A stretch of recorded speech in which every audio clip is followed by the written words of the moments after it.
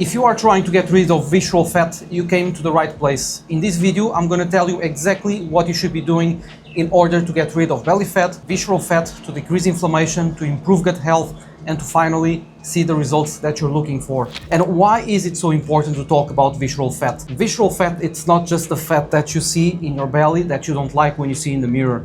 It's way worse than that. The problem with visceral fat is that it's a type of fat that it's increasing inflammation in your body.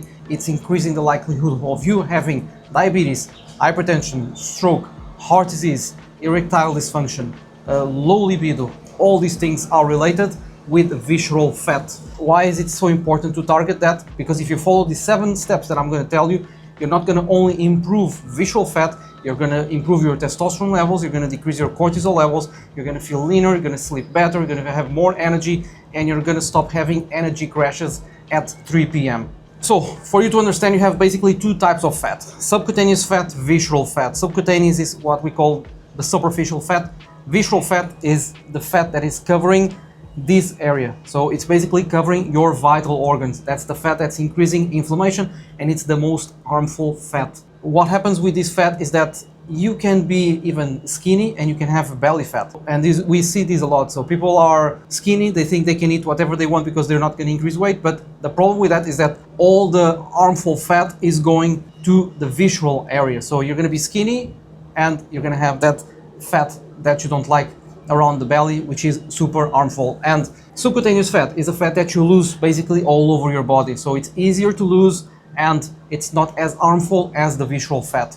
So the 7 steps that I'm going to give you here, it's not specifically for visceral fat, it's for you to lose fat overall, but it's specifically designed as well to improve your visceral fat levels. And you've probably heard these points before, so I'm not going to give you anything like it's not rocket science. I'm not going to give you a special formula. What I'm going to give you is basically 7 simple things that you can condense in one video and simply just write them down, save this video, share with someone that is struggling with belly fat or even pre-diabetes or any health related issue, because what I'm going to give you here is simply 7 things that everyone can do in order to live a healthier life. So the number 1 is lift weights 3 to 4 days a week. So as cliche as it sounds, you need to lift weights.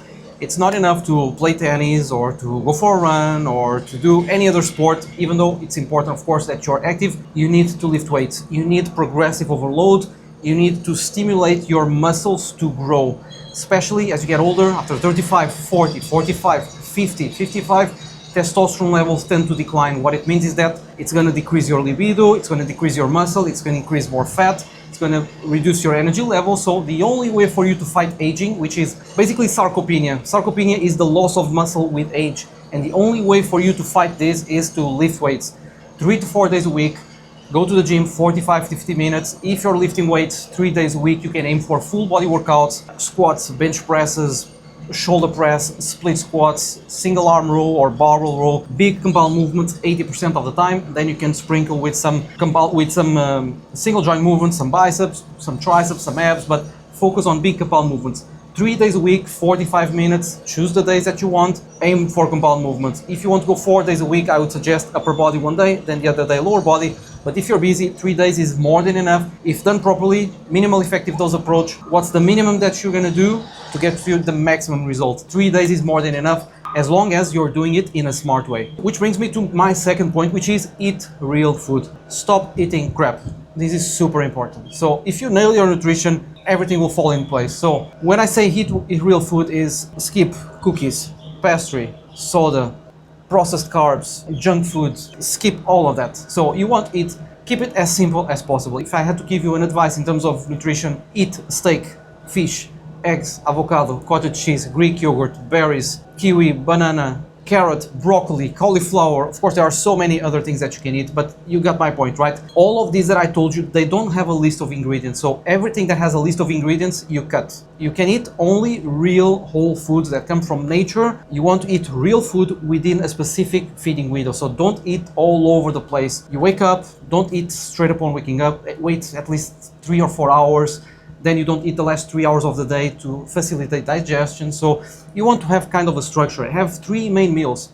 3 main meals with 50 grams of protein. Eat, let's say, at 8 a.m. or at 9, then you eat at 1, then you eat at 12. No snacks in between to minimize insulin spikes. 3 meals with 50 grams of protein, and you have already 150 grams of protein easily. So it's super easy. So key takeaway, eat real food. This will decrease inflammation in your body. You're gonna feel way better. It's gonna decrease bloating. It's gonna eliminate cravings because you're gonna have more volume, more fiber in your body, and everything will fall in place. The third thing is walk in the sun. Stop being indoors all the time. Go for walks. You don't need to walk in the sun every single day. If you can do it, even better. But just try to gain the habit of being exposed to sunlight at least in the morning for 15 or 20 minutes. This will regulate your circadian rhythm. It will improve your testosterone levels. It will improve your energy. Do it without sunglasses. Try to expose as much skin as you can.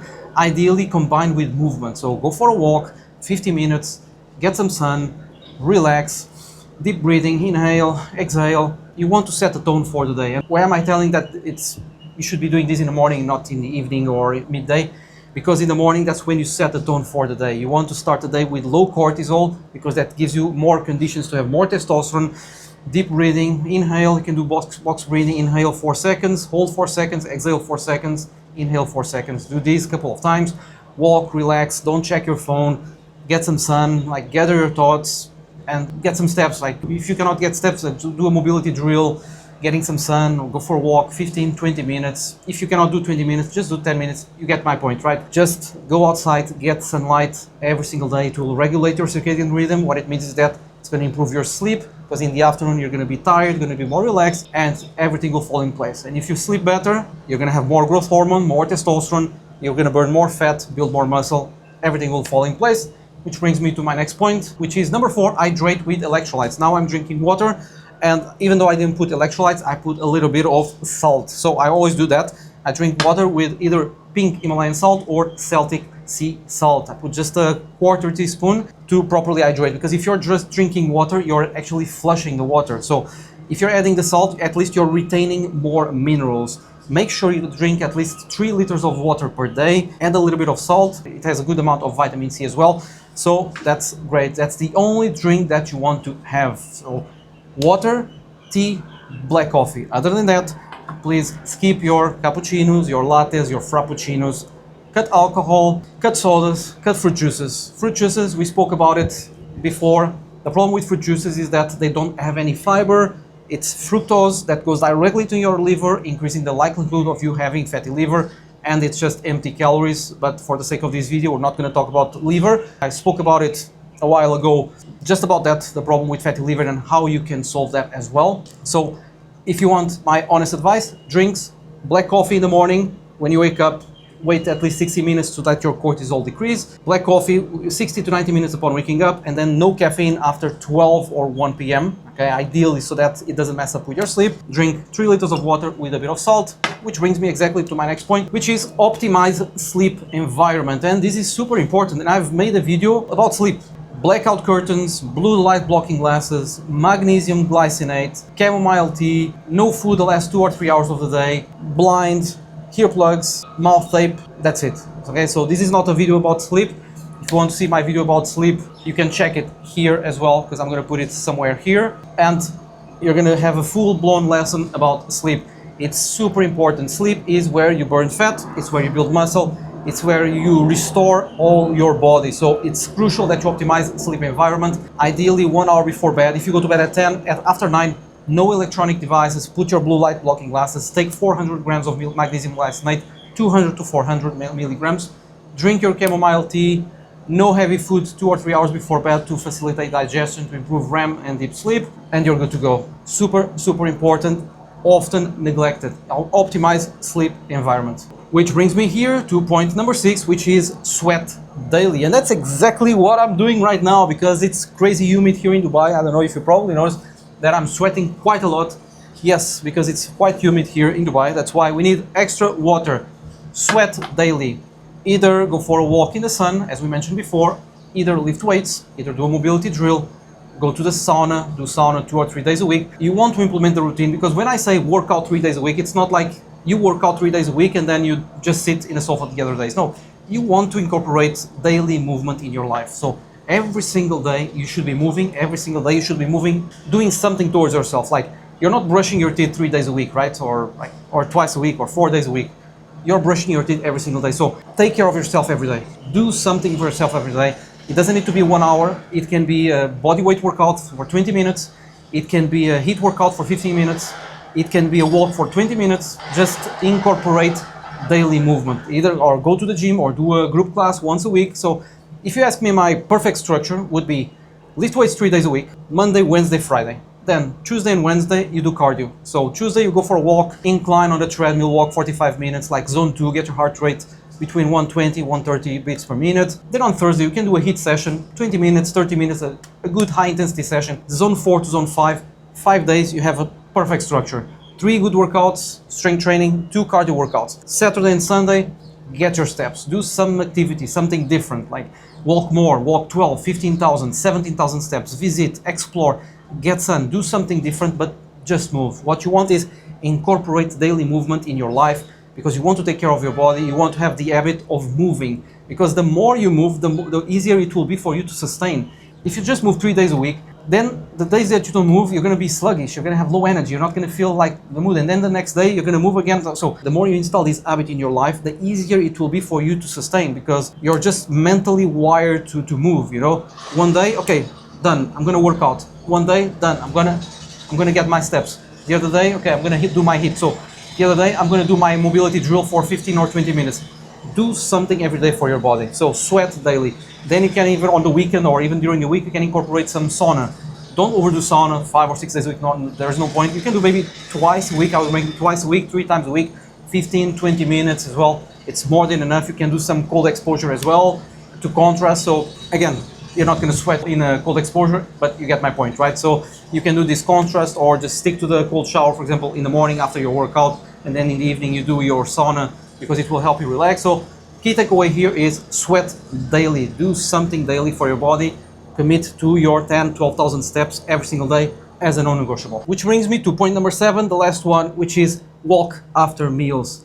Super important. And I know I spoke about the 10,000 steps, but it's important the timing as well of these steps, because what's happening is that a lot of people, they eat and then they sit. What's going to happen is that you're going to be sluggish, you're going to be like low energy, you're going to feel sleepy. And what's the benefit of walking after meals? Mainly 2 reasons. It will decrease glucose levels and it will facilitate gastric empty. What it means is that it will basically, translating this, it will decrease your sugar in your body. So instead of, for example, if you eat, you're going to spike your insulin.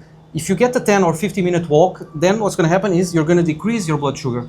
So you're not going to have that massive insulin spike. You're going to spike your insulin, but a little bit less. The other thing is that it will facilitate gastric emptying, which is digestion. So you're going to digest the food. You're going to make use of that food.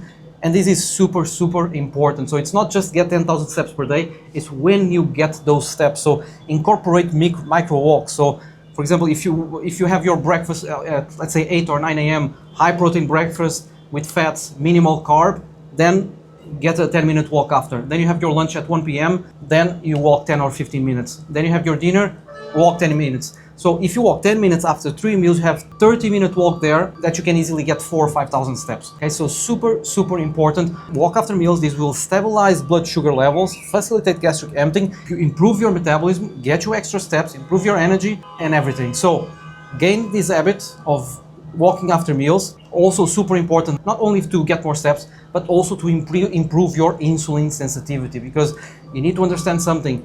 For you to lose fat, for you to build muscle, for you to lose the visceral fat, it's not just calories in, calories out. It's you understanding what you should be doing on a daily basis, how you understand hormones. So you need to understand the role of cortisol, testosterone, the role of insulin, and how you can manage these hormones. And then, of course, you need to probably move a little bit less, maybe eat a little bit less of the wrong thing. So it's not necessarily eat less. You can eat more food, but of the right thing. So it all depends on the person. So no one got fat by eating steak or avocado or eggs. So you get my point, right? So if you're eating steak, eggs, avocado, cottage cheese, like berries, like this has a lot of fiber, a lot of protein. You're going to feel satiated.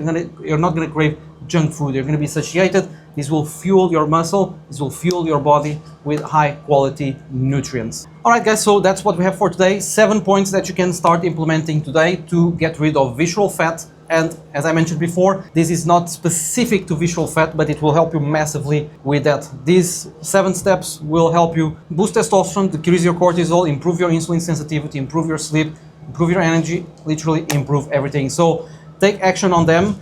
And if you want my full guide where I explain this in detail, just go down below to the description and you can download my free guide where I give you all of this 7-step protocol in detail. Now leave your comments down below. If you have any questions, let me know the topics or the doubts that you have in relation to this or any other topic, and I'll see you on the next one.